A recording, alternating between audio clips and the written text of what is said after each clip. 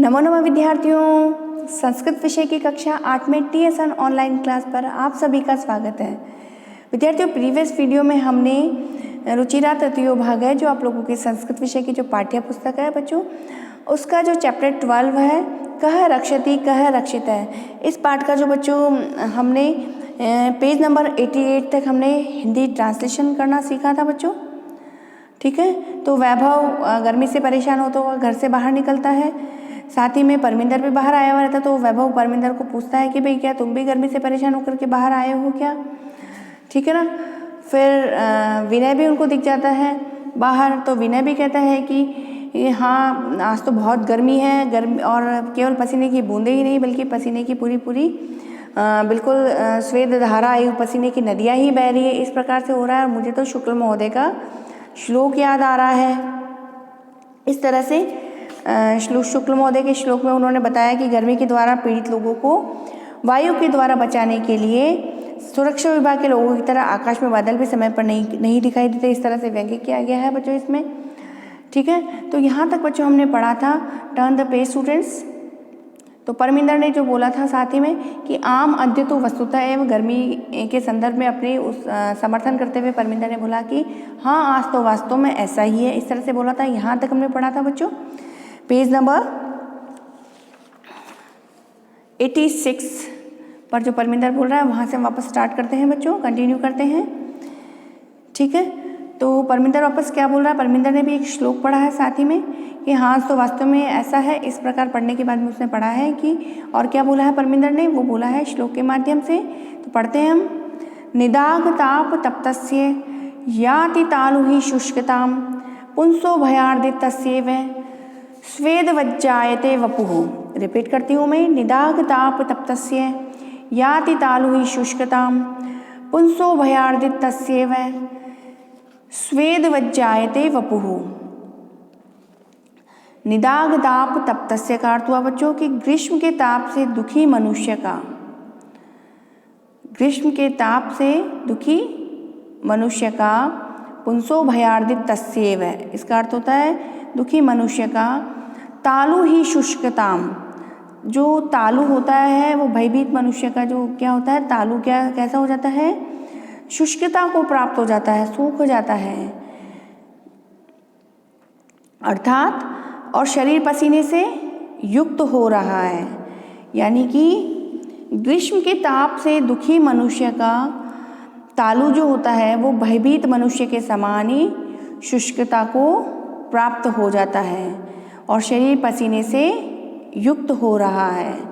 यानी कि बच्चों कि जिस प्रकार से गर्मी के ताप से जैसे कि कोई भयभीत मनुष्य होता है उसकी तालु भी क्या होती है, डर के मारे सूख जाती है, उसी प्रकार उसने व्यंग्य करते हुए बोला है परमिंदर ने कि गर्मी के ताप से भी दुखी होकर के बिल्कुल पसीने की तो क्या करिए युक्त हो रहे हैं, पूरा शरीर पसीने से युक्त हो रहा है, लेकिन तालु कैसी हो रही है, वो शुष्क हो रही है, सूख रही है। खुश्की आने लगती है ना अपने को, बहुत गर्मी जब हो रही होती है उस समय पसीने से अपन लथपथ हो जाते हैं, तो बॉडी से हमारा पसीने के माध्यम से पानी तो बाहर निकलता जाता है और हमारे को जो तालु जो मारती है वो सूखने लगती है, हमको प्यास लगने लगती है। ठीक है ना, वही श्लोक में बताया गया है। फिर नेक्स्ट पात्र आया है यहाँ पर जोसेफ। तो उन्हीं का मित्र जोसेफ वो वापस क्या बोल रहा है, जोसेफ क्या बोल रहा है जोसेफ, मित्राणि यत्र तत्र बहुभूमिक भवनानां भूमिगत मार्गाणां विशेषतः मेट्रो मार्गाणां ऊपरीगामी सेतूनां इत्यादीनां निर्माणाय वृक्षाः कर्त्यन्ते तर्हि अन्यत् किम् अपेक्ष्यते अस्माभिः वयं तु विस्मृतवन्तः एव। जोसेफ क्या बोल रहा है कि हे मित्रों, मित्राणि आ गया क्योंकि यहाँ पर बहुत सारे मित्र हो गए, विनय हो गया, परमिंदर हो गया, वैभव हो गया। ठीक है ना, तो इसीलिए यहाँ पर आया मित्राणि, हे मित्रों, यत्र तत्र यहाँ वहाँ, बहुभूमिक भवनानाम यानी कि बहुमंजिले भवन, भूमिगत मार्गाणाम जो भूमिगत यानी कि जमीन के नीचे जो रास्ते बनते हैं, मार्ग बनते हैं वो, और विशेषतः मेट्रो मार्गाणाम जो विशेषतः जो मेट्रो मार्ग वगैरह बनते हैं मेट्रो वगैरह चलती हैं, उनके लिए जो मार्ग बनते हैं, रास्ते बनते हैं, वो ऊपरीगामी सेतु नाम, यानी कि जो ऊर्ध्वगामी जो सेतु बनते हैं, वो ऊपर से जाने वाले पुल जो बनते हैं, यानी कि इत्यादि नाम, इन सबके निर्माणाय, इन सबके निर्माण करने के लिए वृक्षाः कर्त्यन्ते, वृक्ष क्या किए जाते हैं, काटे जाते हैं। तर्हिमिस्तो अन्यत् किम अपेक्षते अस्माभिः, तो वहाँ मनुष्यों से हम क्या अपेक्षा कर सकते हैं। वयम तो विस्मृतवन्तः एव, विस्मृत यानी भूलना, हम तो यह भूल ही चुके हैं। क्या भूल चुके हैं? एकेन शुष्क वृक्षेण दह्यमानेन वह्निना दह्यते तद्वनं सर्वं कुपुत्रेण कुलं यथा, हम तो ये भूल ही चुके हैं कि जिस प्रकार से एक सूखे वृक्ष से अगर आग से जल जाए, एक सूखा वृक्ष यदि जल जाए, तो उस सूखे वृक्ष के जलने से पूरा का पूरा जो वन होता है, वो पूरा वन जलाने में वो सूखा वृक्ष सक्षम होता है। जिस प्रकार से एक कुल में यदि कुपुत्र हो जाए तो वो पूरे कुल को क्या कर सकता है, नष्ट कर सकता है। ठीक है ना। तो बताया गया यहाँ पे कि अग्नि से जलाए हुए एक सूखे वृक्ष से पूरा वन जिस प्रकार जला दिया जाता है, उसी प्रकार जिस प्रकार की एक कुपुत्र से पूरा कुल नष्ट हो जाता है। ठीक है ना बच्चों। तो परमिंदर वापस क्या बोल रहा है, आम एतदपि सर्वथा सत्यम, हाँ यह तो सर्वथा सत्यम, बिल्कुल ही क्या है, सत्य है, सही बात है, बिल्कुल सच है। आगच्छन्तु नदी तीरम गच्छामि, आगच्छन्तु यानी कि आओ, नदी तीरम गच्छामि, नदी के तीर पर, नदी के किनारे अपन चलते हैं, जाते हैं। तत्र चेत कांचित शांतिम प्राप्तुम सक्षेम, ठीक है ना। तो तत्र यानी वहाँ पर, चेत कांचित, वहाँ पर शायद कुछ शांति हम प्राप्त कर सकें। ठीक है। ब्रैकेट में लिखा है नदी तीरम गंतुकामाः बालाः यत्र तत्र अवकर भांडारम दृष्ट्वा वार्तालापम कुर्वन्ति।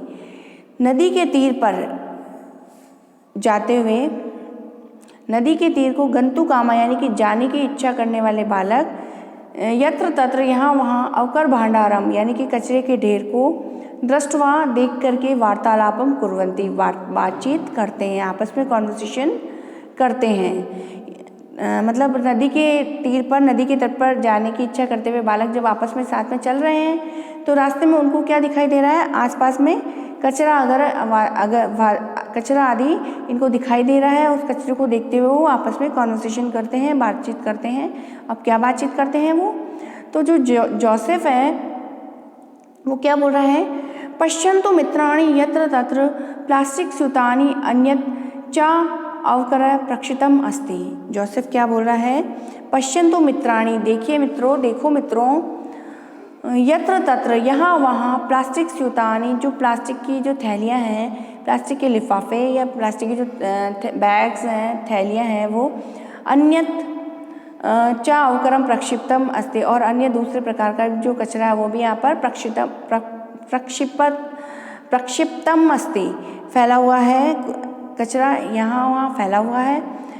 कथ्यते यत् स्वच्छता स्वास्थ्यकारी परम वयम तो शिक्षिता अपि अशिक्षितम इवाचराम अनेन प्रकारेण, यानी कि कथ्यते यत्, कहते हैं कि स्वच्छता जो है वो कैसी है, स्वास्थ्यकारी है। स्वच्छता जहाँ होगी वहाँ पर स्वास्थ्य लाभ सभी को मिलेगा, ऐसा कहते हैं।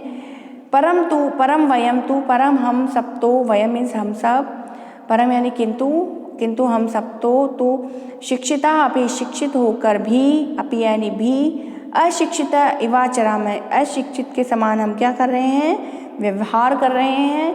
अनेन प्रकारेण, और इसी प्रकार से, ऐसा कहते हुए क्या लगा हुआ है, डॉट डॉट लगा हुआ है, यानी कि इसी प्रकार से, ऐसा कहते हुए वो कह ही रहा था। जितने में वैभव ने उसकी बात काटते हुए क्या बोला कि वैभव क्या बोल रहा है, गृहाणि तु अस्माभिः नित्यम स्वच्छानि क्रियन्ते, घर को तो हम हमेशा कैसा रखते हैं, स्वच्छ करते हैं, साफ सुथरा रखते हैं। परम किमर्थम स्वपर्यावरणस्य स्वच्छतां प्रति ध्यानं न दीयते, पर क्या हम सब अपने पर्यावरण के प्रति पर्यावरण की स्वच्छता के प्रति ध्यान नहीं देते हैं। तो वापस विनय क्या बोल रहा है? विनय बोल रहा है पश्य पश्य उपरितः इदानीमपि अवकरः मार्गे क्षिप्यते। देखो देखो, उपरितः यानी कि ऊपर से, इदानीमपि अब भी, अवकरः मार्गे क्षिप्यते जो कचरा है वो मार्ग में फेंका जा रहा है। देखिए बच्चों, पिक्चर में आप लोग, एक महिला है वो मार्ग में अपने घर के बाहर से कॉर्नर पे आकर के देखो डस्टबिन उल्टा करते हुए, हमें कचरा फेंकते हुए दिखाई दे रही है, ठीक है ना। तो बच्चों जो विनय वापस बोलता है कि देखो देखो, मार्ग में ऊपर से कोई कचरा फेंकते हुए दिखाई दे रही है, ठीक है ना। तो विनय वापस और क्या बोलता है कि उस महिला को वापस बोलेगा विनय, आह्वान करते हुए, ठीक है ना। तो विनय क्या बोलेगा उस महिला को, और वापस जो महिला का नाम है रोजलिन, वो वापस में क्या रिप्लाई करेगी, वो बच्चों हम अगली कक्षा में पढ़ेंगे। आज की कक्षा में बच्चों इतना ही। अगली कक्षा में हम पाठ के शेष भाग को कंप्लीट करेंगे। अगली कक्षा में फिर मिलते हैं बच्चों, तब तक के लिए शुभम मंगलम।